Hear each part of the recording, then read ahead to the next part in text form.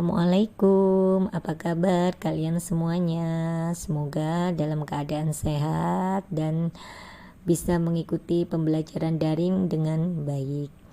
Kali ini Ibu akan menyampaikan materi layanan bimbingan konseling mengenai bidang layanan karir dengan topik memahami program studi dan strategi memilihnya.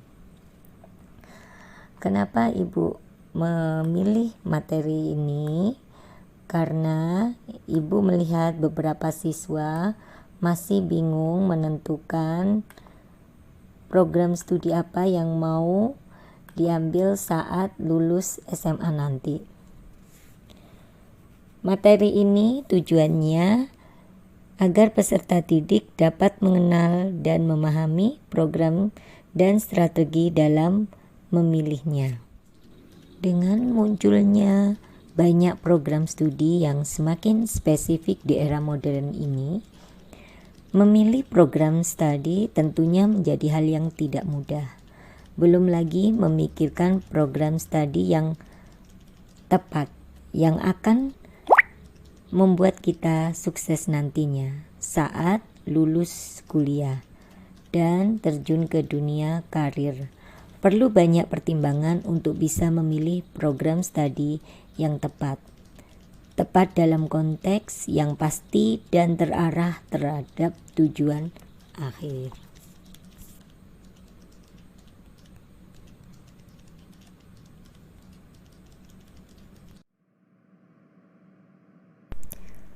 Menurut Undang-Undang Republik Indonesia Nomor 12 Tahun 2012 tentang Pendidikan Tinggi. Program studi adalah kesatuan kegiatan pendidikan dan pembelajaran yang memiliki kurikulum dan metode pembelajaran tertentu dalam suatu jenis pendidikan akademik, pendidikan profesi, atau pendidikan vokasi. Program studi merupakan kesatuan rencana belajar yang digunakan sebagai pedoman jalannya pendidikan akademik yang menyelenggarakannya berdasarkan suatu kurikulum.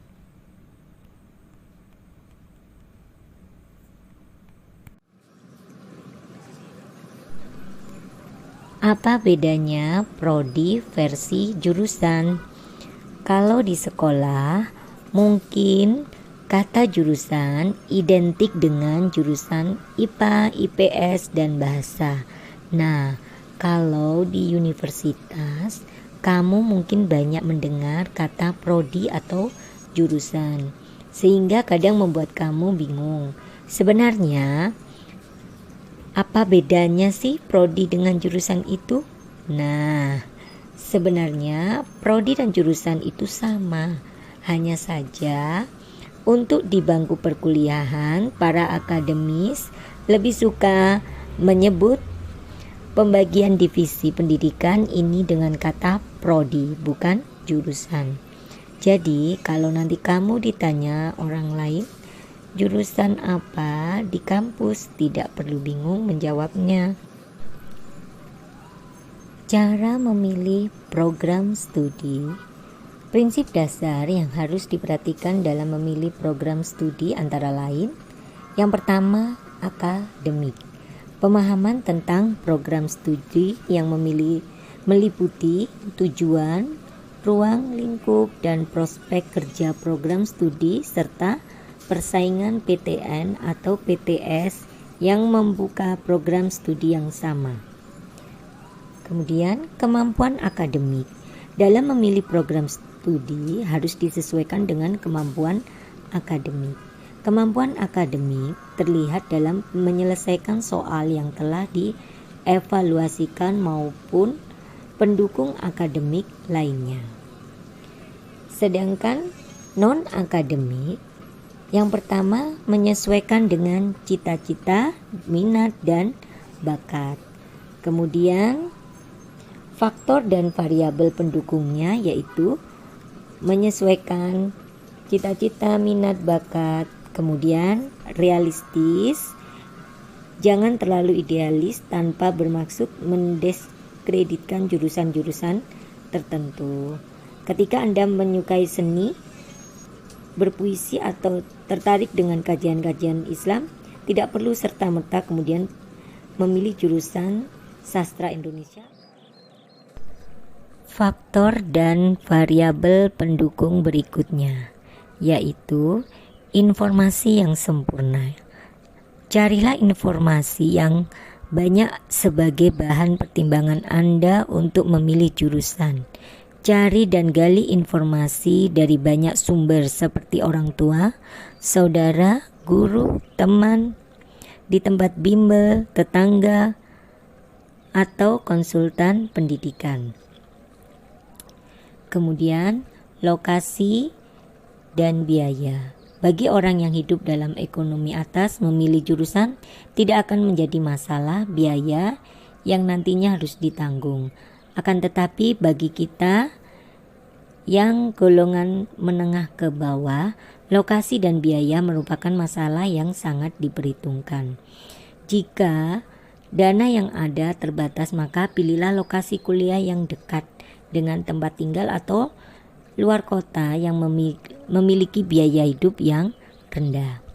Kemudian, daya tampung jurusan atau peluang diterima. Perhatikan daya tampung suatu jurusan di PTN dan PTS favorit. Pada umumnya memiliki kuantitas yang terbatas dan diperebutkan oleh banyak orang. Jangan membebani diri Anda dengan target untuk berkuliah. Jangan bebani diri Anda dengan target untuk berkuliah di tempat tertentu dengan jurusan tertentu yang favorit. Anda bisa stres jika kehendak Anda tidak terpenuhi. Buat banyak pilihan tempat kuliah beserta jurusannya. Ukur kemampuan untuk melihat sejauh mana peluang menempati suatu jurusan di tempat favorit. Kemudian, masa depan, karir dan pekerjaan. Lihatlah ke depan setelah Anda lulus nanti. Apakah jurusan yang Anda ambil nanti dapat mengantar Anda untuk mendapatkan pekerjaan dan karir yang baik? Banyak jurusan-jurusan yang saat ini lulusannya menganggur dan tidak bekerja. Tidak hanya orang dari jurusan tertentu saja yang dapat bekerja pada suatu profesi. Karena ini, rekrutmen perusahaan dalam mencari tenaga kerja tidak melihat seseorang dari latar belakang pendidikan saja, namun juga pengalaman. Tetapi jika kompetensi, keberanian, dan kemampuan Anda jauh dari orang-orang normal, maka jurusan apapun yang Anda ambil sah-sah saja. Kemudian, kenali pesaing. Cara mengenali pesaing dapat Anda lakukan melalui tryout yang sering diadakan di sekolah maupun di beberapa lembaga belajar di kota Anda. Selain itu, ukur tingkat persaingan dengan perbandingan minat terhadap fakultas di perguruan tinggi terkait yang bisa Anda peroleh dari guru sekolah atau guru bimbingan belajar. Kemudian, pahami jejaring perguruan tinggi tujuan. Carilah informasi lebih jauh tentang jejaring kampus tujuan Anda. Apabila ia memiliki link khusus dengan suatu perusahaan tertentu, apakah lulusannya punya jaringan kuat di perusahaan besar, misalkan Freeport, banyak merekrut mahasiswa lulusan geologi dari Universitas Pembangunan Nasional Veteran Yogyakarta. Itu salah satu contohnya.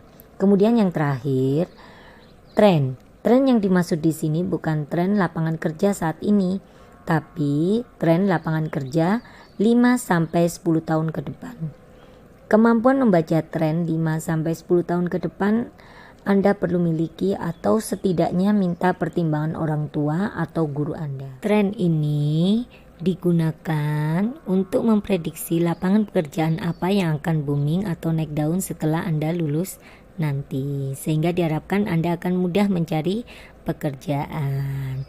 Baik, sampai di sini yang Ibu sampaikan mengenai memilih dan menentukan program studi yang akan kita pilih pada saat kita lulus SMA nanti. Jadi tugas kalian, bentuklah satu kelompok yang berisi 5 sampai 10 orang. Setiap kelompok diminta mencari sebanyak-banyaknya informasi tentang program studi di Indonesia, baik PTN dan PTS. Setelah program studi didapatkan, silakan masing-masing kelompok untuk mempresentasikan. Bisa melalui video atau nanti kita bertemu secara langsung. Kita lihat kondisi 2 minggu ke depan. Mungkin itu ya. Ibu sampaikan banyak-banyak terima kasih atas perhatiannya. Semoga apa yang kita lakukan hari ini bermanfaat buat kita semua. Baiklah, sebelum Ibu akhiri, marilah kita bersama-sama berdoa sesuai dengan agama dan keyakinan kita. Berdoa mulai.